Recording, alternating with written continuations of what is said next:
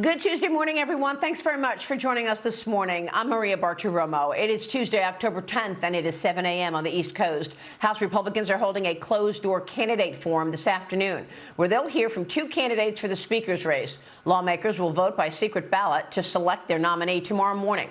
Ohio Congressman Jim Jordan and Louisiana Congressman Steve Scalise remain the top candidates for the job. According to Fox News, 47 Republicans are publicly backing Jim Jordan, while 23 are publicly backing Steve Scalise. Joining me right now is Louisiana Congressman. He is the House Majority Leader, Steve Scalise. Leader Scalise, it's great to see you this morning. Thanks very much for being here.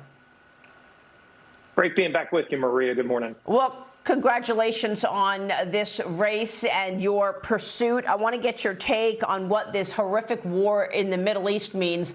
The emergency spending package for Israel that is being talked about. How much has this war expedited the need for a speaker, would you say?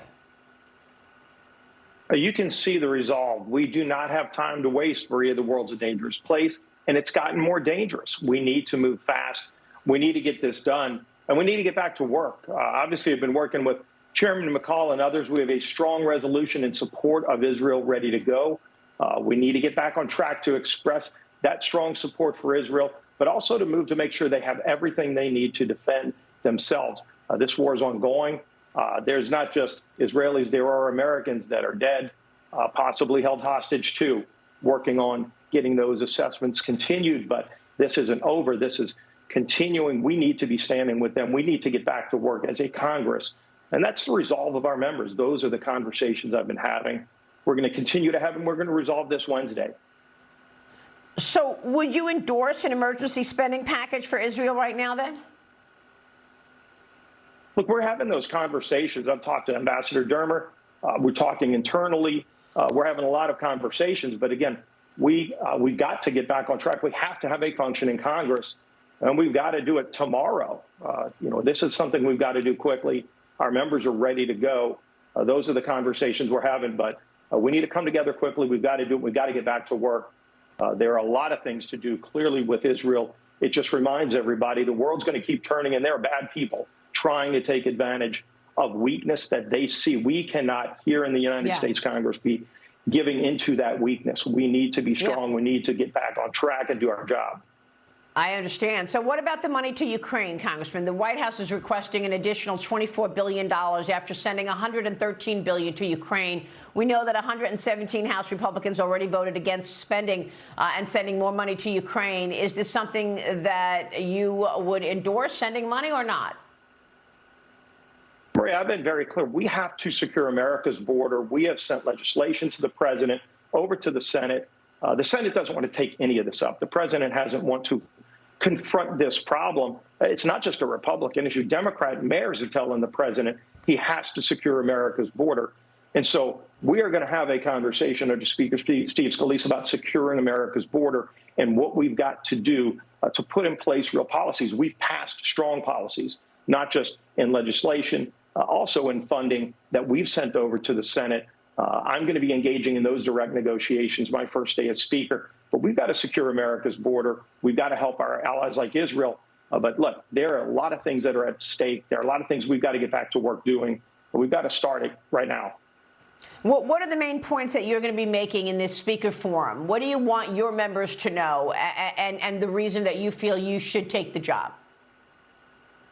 Well, Maria, I've got a long history of bringing people together, uniting Republicans, focusing on the issues that we've got to do to address the things we came here to do to get our country back on track. We have internal fights. I know the press loves it, focusing on those internal fights, but there's also bigger issues that we've got to be dealing with. And frankly, we've done a lot of those big things that get lost in the shuffle. Let's get back to addressing smart energy policy, smart border policy, getting spending under control, focusing on inflation, fighting for the families that sent us here in a majority to confront those problems because they're still struggling. Those problems still don't go away. I've had a history of building coalitions, uniting people to focus on getting those things done, getting Congress working again, and doing it quickly. We don't have time to waste. I'm ready to go with a great team in place to move fast and uniting people from all factions of our conference. Do you have ideas in terms of getting the numbers down? You've got now 39 days left to get the remaining appropriations bills passed. Will you be able to do it, and at what price? Yeah, and I want to get right back to work on the appropriations bills. We had passed 3 of those right before everything happened with the speaker's race, and now let's get back to moving more appropriations bills. We had a few teed up ready to go. We are over 70% of funding of government out of the House. Senate hasn't done 0. We're going to be in the 80s when I'm finished my first week as Speaker. The members are ready to get back to that work.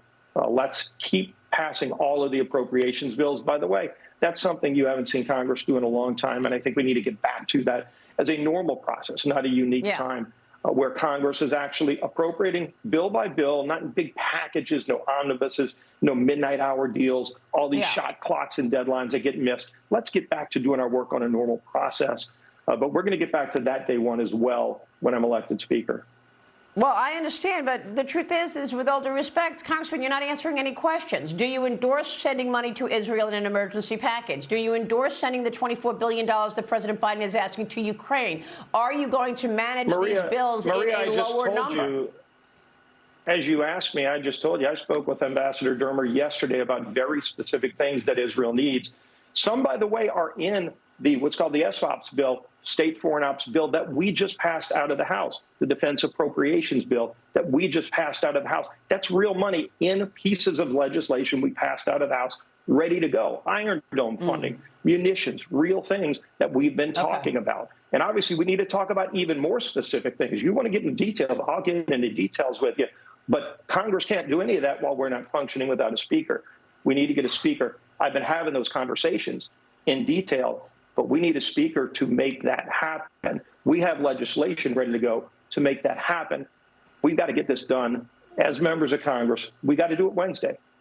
What are you going to do about this slim majority? I mean, we all have watched what took place here in the last couple of weeks with Kevin McCarthy.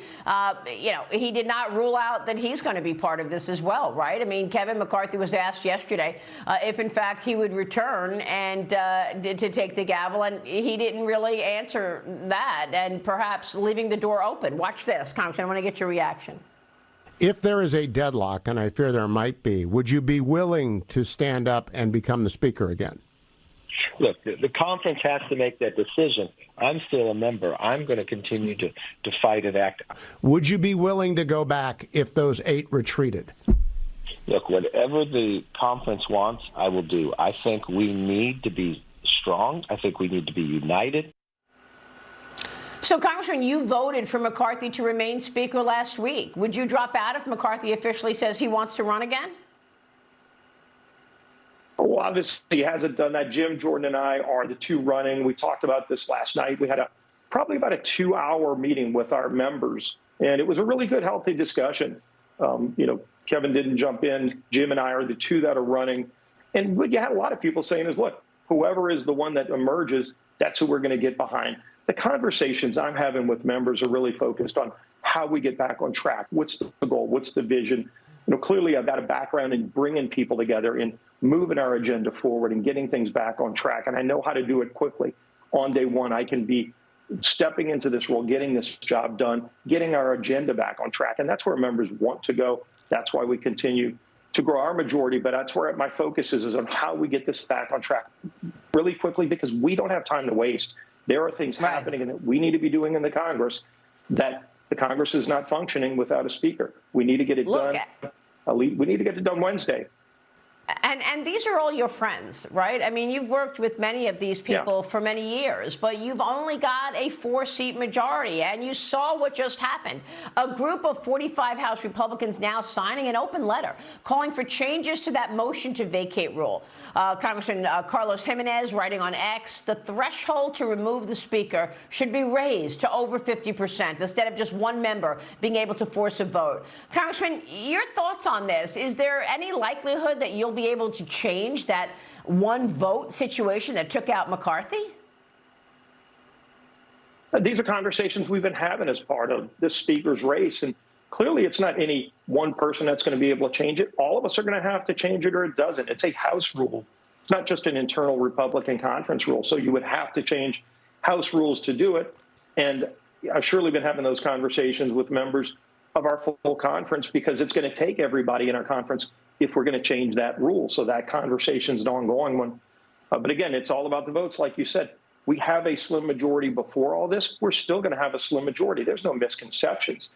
Tomorrow doesn't make it any easier. We don't get 5 more Republicans or 20 more, but we still have the ability to come together on the big things we did come together on already. And I was in the middle of putting those coalitions together. Our great energy package that you and I talked about so many times for months and months, H.R. 1, that's still out there. Our border security package, our Parents' Bill of Rights. We've passed big things with a very small majority over this year. We need to get back to doing that and fighting for the families who are struggling, addressing problems like what we're seeing in Israel, and getting spending under control. We need to get back on track of that quickly. That's what I've laid out on my agenda.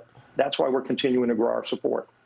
Congressman, real quick, do you think that the Democrats are going to vote for any Republican for the Speaker role? I mean, look what they just did, going along with those 8 people against McCarthy. Of course they won't. So you're not expecting any support from Democrats at all. I mean, it's ridiculous. No, this is amongst Republicans. This conversation, over these last, days has been amongst Republicans, and it's going to be resolved by us tomorrow. We've got to get it done quickly and get back on track, and that's where the focus is.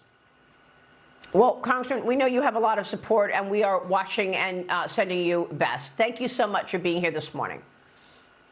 All the best to you. God bless, Maria. Thanks. Thank you. Congressman Steve Scalise joining us this morning. We'll be watching that. We'll be right back.